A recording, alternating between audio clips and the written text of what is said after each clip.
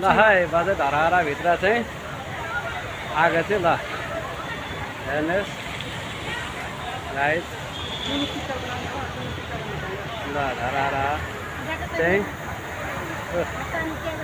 देख्नुभयो नि साथी धराहरा अनि हेर्नुहोस् यहाँको व्यवस्था अब एकछिन बजी टक्क धराहरा पछि यसमा धराहरा चढेर ठ्याक्क मुनि माथिबाट मुनिको भिडियो बनाउने त्यहाँ एउटा